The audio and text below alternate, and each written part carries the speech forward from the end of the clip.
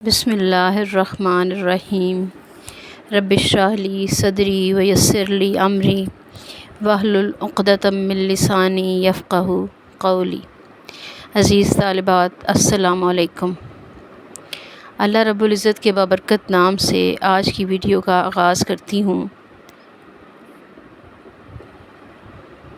میں کبھی امید کرتی ہوں کہ آپ میری ویڈیو سے بھرپور فائدہ اٹھائیں گے اور اپنے دوستوں اور کلاس فیلوز کو ضرور شیئر کریں تاکہ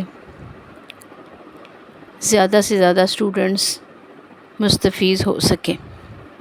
ویڈیو کو لائک کریں، سبسکرائب کریں تاکہ میری ہر نئی ویڈیو آپ تک بر وقت پہنچ سکے۔ پچھلی ویڈیو میں نے آپ سے جماعت ناہم اردو لازمی، اس کا پہلا جو ٹاپک تھا حمد، جس کو مظفر وارثی نے لکھا ہے، میں نے مظفر وارثی کے حالات زندگی اور تمام جو شعری مجموعہ ہے ہمارے پاس حمد کی صورت میں، جو مظفر وارثی کے مجموعے باب حرم سے لیا گیا ہے، اس کے 4 بند تھے جن کی تشریح میں نے اس سے پہلے ویڈیو میں آپ کے ساتھ شیئر کی تھی۔ آج کی ویڈیو اس کے مشقی سوالات پر مشتمل ہوگی۔ حمد کا پہلا سوال، جملوں کو مکمل کرنا، مصرعے کو مکمل کرنا۔ اس میں آپ کو 5 مصرعے دیے گئے ہیں جن کو آپ نے حمد کے متن کے مطابق مکمل کرنا ہے۔ اس کا پہلا مصرعہ ہے، گونجتا ہے جہاں تیرے ڈیش سے۔ غور سے سنیے، میں اس کو مکمل کروں گی۔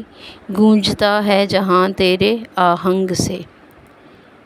نمبر 2، ہر ستارے میں آباد ہے ایک ڈیش، ہر ستارے میں آباد ہے ایک جہاں۔ نمبر 3، پتھروں کو بھی تو نے عطا کی ڈیش۔ اس کو مکمل کروں گی میں، پتھروں کو بھی تو نے عطا کی زباں۔ نمبر 4، سونپ کر منصب ڈیش مجھے، سونپ کر منصب آدمیت مجھے۔ نمبر 5، شوق سجدہ بھی کر اب ڈیش مجھے۔ اس کو میں مکمل کروں گی، شوق سجدہ بھی کر اب عنایت مجھے۔ یہ مصرعے میں نے حمد کے متن کے مطابق مکمل کیے ہیں۔ حمد کا دوسرا سوال ہے، جس کو بھی حمد کے متن کے مطابق سوال دیے گئے کے جواب دینے ہیں۔ اس میں سوال نمبر 2 کا پہلا جز ہے، شاعر کے نزدیک ہر سحر کس رنگ میں پھوٹتی ہے۔ اس کا جواب ہے، شاعر کے نزدیک ہر سحر نئے رنگ سے، نئے انداز سے پھوٹتی ہے۔ نمبر 2، یہ جہاں ہر دم کس کے آہنگ سے گونجتا ہے۔ جواب، یہ جہاں ہر دم اللہ تعالیٰ جل شانہ کے آہنگ سے گونجتا ہے۔ سوال نمبر 3، حیوانات اور جمادات کس کی حمد و ثنا کرتے ہیں۔ جواب، حیوانات و جمادات اللہ رب العزت کی حمد و ثنا کرتے ہیں۔ سوال نمبر 4، اللہ تعالیٰ نے اپنی خلافت کا منصب کسے عطا کیا ہے۔ جواب، اللہ تعالیٰ نے اپنی خلافت کا منصب انسانیت کو، انسانوں کو عطا کیا ہے۔ سوال نمبر 5، شاعر باری تعالیٰ سے شوق سجدہ کا طلبگار کیوں ہے۔ انسان باری تعالیٰ سے شوق سجدہ کا اس لیے طلبگار ہے کہ اس نے مجھے انسانیت کا اعلیٰ شرف، اعلیٰ منصب عطا کیا ہے۔ انسان اللہ تعالیٰ سے سجدے کا شوق اس لیے مانگ رہا ہے کہ اللہ تعالیٰ نے اس کو اشرف المخلوقات بنایا اور منصب آدمیت پر فائز کیا۔ سوال نمبر 2 مکمل ہوا۔ یہ حمد کا دوسرا سوال تھا۔ اب ہم تیسرا سوال کریں گے جو صفحہ نمبر 3 پر واقع ہے۔ حمد کا تیسرا سوال، حمد کے متن کے مطابق کالم الف میں دیے گئے الفاظ کو کالم بے کے متعلقہ الفاظ سے ملائیں۔ کالم الف میں اور بے میں کچھ الفاظ دیے گئے ہیں جن کو متن کے مطابق آپس میں ملانا ہے۔ کالم الف میں سینہ کالم بے کے سنگ سے ملے گا سینائے سنگ، زمین فلک، سبزہ و گل، چاند سورج۔ چاند کالم الف میں ہے اور سورج کالم بے میں ہے، ان دونوں کو آپس میں ملائیں گے۔ منصب آدمیت، منصب کالم الف میں اور آدمیت کالم بے میں۔ شوق سجدہ، شوق سجدہ، ان کو آپس میں ملائیں گے۔ سوال نمبر 3 جو صفحہ نمبر 3 پر تھا یہ بھی مکمل ہوا، امید ہے کہ آپ کو سمجھ آ گیا ہوگا۔ سوال نمبر 4 صفحہ نمبر 4 پہ ہے، اعراب لگا کر درست تلفظ واضح کریں۔ عزیز طالبات، اعراب سے مراد وہ حرکات ہیں جس کی مدد سے ہم کسی بھی لفظ کو صحیح تلفظ کے ساتھ ادا کر سکتے ہیں۔ اعراب کے بغیر ہم الفاظ کی صحیح ادائیگی نہیں کر سکتے۔ میں ان کو بولوں گی، آپ نے اس کو غور سے سننا ہے اور آپ کو پھر اندازہ ہو جائے گا کہ اس لفظ میں کس حرف پر زبر ہے، کس پر زیر ہے اور کس پر جزم ہے۔ پہلا لفظ ہے فلک،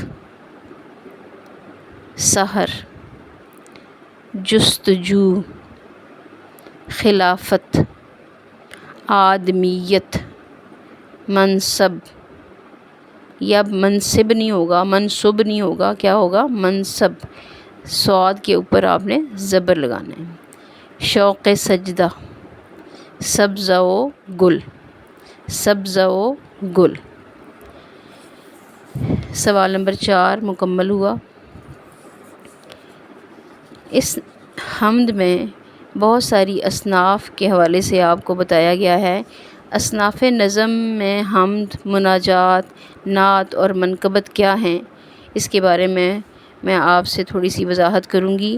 سب سے پہلے ہم تعریف کریں گے حمد کی۔ اس سے پہلے بھی آپ پرائمری اور مڈل سیکشن میں حمد سے متعلق پڑھ چکے ہیں اور آپ کے سلیبس کی بکس میں پہلا جو ٹاپک تھا وہ حمد کے نام سے ہی تھا۔ سب بچوں نے اس کی تعریف کو پہلے پڑھا ہوا ہے اور یاد کیا ہوا ہے۔ مجھے امید ہے کہ آپ اس کو ریوائز کریں گے اور اپنے پچھلے سبق کو دہراتے ہوئے آج کی جو نظم ہے، آج کی جو حمد ہے، اس سے متعلق معلومات حاصل کریں گے۔ حمد، حمد کیا ہے؟ حمد ایک ایسی نظم یا ایک ایسا شعری مجموعہ، حمد سے ایسی نظم یا اشعار مراد لیے جا سکتے ہیں جن میں اللہ رب العزت کی تعریف اور ثنا بیان کی گئی ہو۔ مناجات، مناجات اردو شعری اصطلاح میں ایسی نظم کو کہتے ہیں جس میں اللہ تعالیٰ کی حمد و ثنا کے ساتھ ساتھ اپنا عجز و انکسار ظاہر کر کے دعا اور التجا کی جائے۔ حمد میں صرف آپ اللہ تعالیٰ کی تعریف بیان کریں گے، مناجات میں آپ اس کے ساتھ ساتھ اپنا عجز و انکسار ظاہر کر کے دعا اور التجا بھی کریں گے۔ حمد اور مناجات میں فرق کیا ہے؟ اس میں فرق یہ ہے، حمد اور مناجات میں فرق یہ ہے کہ حمد میں اللہ تعالیٰ کی بڑائی، بزرگی اور اس کی حمد و ثنا بیان کی جاتی ہے، جبکہ مناجات میں بندہ اپنے پروردگار سے کچھ طلب کرتا ہے، اس کی جو حاجت ہوتی ہے وہ اللہ سے طلب کرتا ہے اور عجز و انکساری کے ساتھ کرتا ہے۔ نعت، لفظ نعت کے لغوی معنی تو تعریف کرنا ہی ہیں، لیکن شعری اصطلاح میں صنف نظم میں جو ہماری اصناف نظم ہیں اردو شاعری کے حوالے سے، اس میں ایسا نعت سے مراد شعری اصطلاح میں یہ لفظ رسول اکرم صلی اللہ علیہ وآلہ وسلم کی تعریف و توصیف کے لیے وقف ہو چکا ہے۔ تاریخی اعتبار سے نعت کا آغاز رسول کریم صلی اللہ علیہ وآلہ وسلم کی حیات مبارکہ ہی میں ہو گیا تھا۔ اس حوالے سے حضرت حسان بن ثابت، حضرت کعب بن زبیر رضی اللہ تعالیٰ عنہ اور دیگر کئی صحابہ کرام رضی اللہ تعالیٰ عنہ معروف ہیں، اور یہ سلسلہ آج تک پورے تذک و احتشام کے ساتھ جاری و ساری ہے۔ یقیناً بچوں، آپ نے اپنے روزمرہ زندگی کے معمولات میں نعت کو ضرور سنا ہوگا۔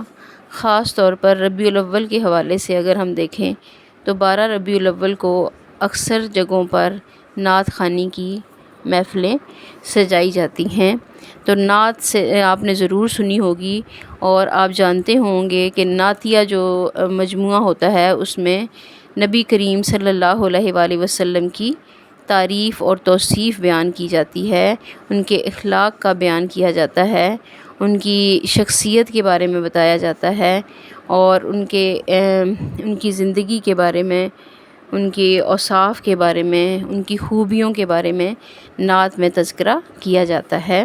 تو نعت جو ہے ویسے تو لغوی معنی اس کی تعریف کرنا کے ہیں، لیکن اصطلاحی جو اس کی ہے، اصطلاحی طور پر اگر ہم دیکھیں تو یہ لفظ رسول اکرم صلی اللہ علیہ وآلہ وسلم کی تعریف کے لیے وقف ہو چکا ہے۔ منقبت، لفظ منقبت کے لغوی معنی تعریف، توصیف، صفت و ثنا، خاندانی فضیلت اور برتری یا ہنر اور بڑائی کے ہیں۔ اب یہاں پر اگر دیکھا جائے تو منقبت کا مطلب بھی تعریف اور توصیف ہے۔ اس اصطلاح شعر میں، شعری اصطلاح میں منقبت سے مراد ایسی نظم ہے جس میں صحابہ کرام رضی اللہ تعالیٰ عنہ، حضرت عمر فاروق، حضرت ابوبکر صدیق، حضرت عثمان غنی اور حضرت علی رضی اللہ تعالیٰ عنہ کے اوصاف، ان کی تعریف، ائمہ معصومین علیہ السلام، اولیاء اعظام رحمۃ اللہ علیہ اور بزرگان دین کے اوصاف بیان کیے جاتے ہیں۔ اب میں آپ کو بتاؤں گی کہ نعت اور منقبت میں کیا فرق ہے۔ نعت ایسی نظم جس میں رسول کریم صلی اللہ علیہ وآلہ وسلم کی تعریف، ان کی ثنا، ان کے اوصاف بیان کیے جائیں، جبکہ منقبت ایک ایسا مجموعہ ہے جس میں ہم صحابہ کرام رضی اللہ تعالیٰ عنہ، ائمہ معصومین، اولیاء اعظام رحمۃ اللہ علیہ اور بزرگان دین کے اوصاف بیان کرتے ہیں۔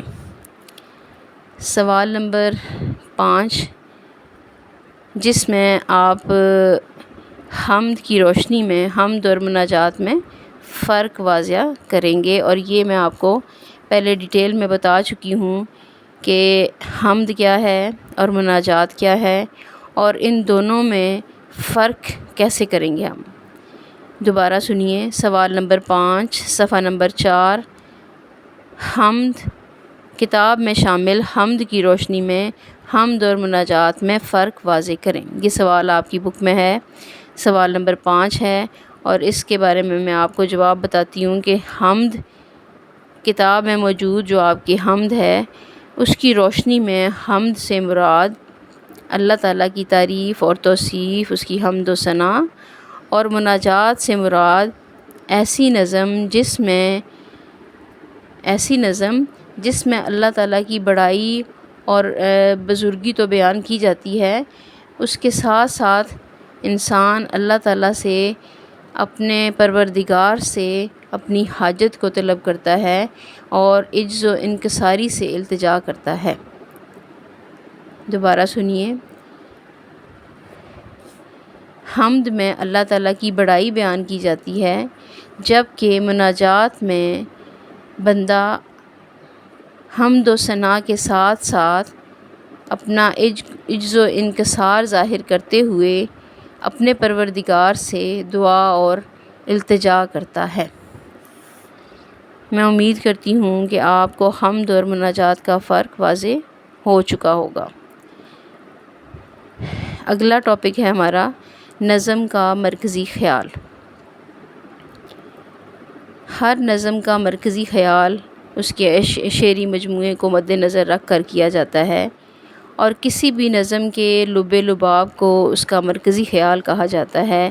مرکزی خیال عموماً 3 یا 4 سطروں پر مشتمل ہوتا ہے، اور ان 3 یا 4 سطروں میں ہی آپ نے پوری نظم کا لب لباب، اس کا خلاصہ، اس کا مین آئیڈیا، اس کا جو آپ ایک مرکزی خیال ہے اس کو 3 یا 4 سطروں میں بیان کر سکتے ہیں۔ آپ کے جو شامل نصاب حمد ہے اس کا مرکزی خیال میں ابھی بولوں گی، آپ اس کو غور اور توجہ سے سنیں۔ شاعر اس نظم میں، اس حمد میں اللہ تعالیٰ سے مخاطب ہو کر کہتے ہیں کہ اے باری تعالیٰ، زمین ہو یا آسمان یا اور کوئی دنیا یا کوئی اور جہان ہو، تو ہر جگہ اور ہر لمحہ موجود ہے۔ ہر چیز میں، ہر جگہ تیری جھلک موجود ہے۔ بلا شبہ جو شخص خلوص دل سے تجھے ڈھونڈتا ہے، تجھے پا لیتا ہے۔ یہ کائنات تیری تخلیق ہے، سحر کا نئے انداز میں پھوٹنا، پتھر کے سینے سے سبزہ و گل کا کھلنا، اور تیری جستجو کے لیے ہر طرف ہر نئے انداز سے انسان کا پکارنا اور تیری تلاش کرنا، تجھ سے رہنمائی حاصل کرنا۔ یہ کائنات اللہ تعالیٰ کی تخلیق کردہ ہے، اس لیے ہر شے اپنی زبان حال سے اللہ رب العزت کی حمد و ثنا بیان کرتی ہے۔ ہر شخص اللہ تعالیٰ کا محتاج ہے۔ اللہ تعالیٰ کن فیکون ہے، انسان بے بس، لاچار، محتاج ہے۔ ہمارا حاجت روا اللہ ہے۔ اس لیے بندہ اپنے پروردگار سے، اپنے خالق سے اس حمد میں آخری بند میں التجا کرتا ہے کہ جہاں تو نے مجھے اپنی خلافت عطا کی ہے، اے میرے اللہ، اے میرے رب، اے میرے خالق اور مالک، مجھے شوق سجدہ بھی عطا کر کہ میں اپنی منصب آدمیت پر فائز ہوتے ہوئے بہترین سجدہ کر سکوں، اور اس میں اخلاص اور شوق سے تیری عبادت، تیری بارگاہ میں، تیرے حضور سر تسلیم خم کر سکوں۔ عزیز طالبات، نظم کا مرکزی خیال میں نے آپ کے سامنے شیئر کیا۔ سوال نمبر 6 میں آپ کو ایک سرگرمی دی گئی ہے جس میں آپ نے مظفر وارثی کی جو کلیات ہیں ان میں سے لائبریری سے یا آپ انٹرنیٹ کی مدد سے کوئی اور ہم تلاش کریں اور اس کا مرکزی خیال لکھیں۔ سرگرمی نمبر 2 ہے کہ تمام طالبات گروپ کی صورت میں اس حمد کی درست تلفظ اور آہنگ کے ساتھ بآواز بلند پڑھیں تاکہ آپ کا شوق اور آپ کی تلفظ کی بہترین ادائیگی کو جانچا جا سکے۔ عزیز طالبات، یہ جو حمد ہے میں نے اس پر پہلا حصہ مظفر وارثی کے حالات زندگی سے متعلق شارٹ کوسچنز اور اہم نکات کی صورت میں ایک ویڈیو بنائی ہے۔ دوسرا جو اس کا حصہ تھا اس میں حمد کے تمام اشعار، اس کے بند کو کی بہترین تشریح، الفاظ معنی اور اس کے حوالہ سخن کے ساتھ میں نے آپ کے ساتھ شیئر کی، اور اس حمد کا تیسرا حصہ جس میں تمام مشقی سوالات ایک ایک کر کے میں نے آپ کے ساتھ وضاحت کے ساتھ بیان کیے ہیں۔ اگر آپ اس ویڈیو کو توجہ سے اور شوق سے سنیں گے تو آپ حمد کے حوالے سے ہر پہلو اور ہر پوائنٹ کو اچھے طریقے سے جان سکیں گے اور اس کو ذہن نشین کر سکیں گے۔ میری ویڈیو کو لائک کریں، شیئر کریں، سبسکرائب کریں، اور تاکہ ہر نئی آنے والی ویڈیو آپ تک بر وقت پہنچ سکے۔ جزاک اللہ خیرہ۔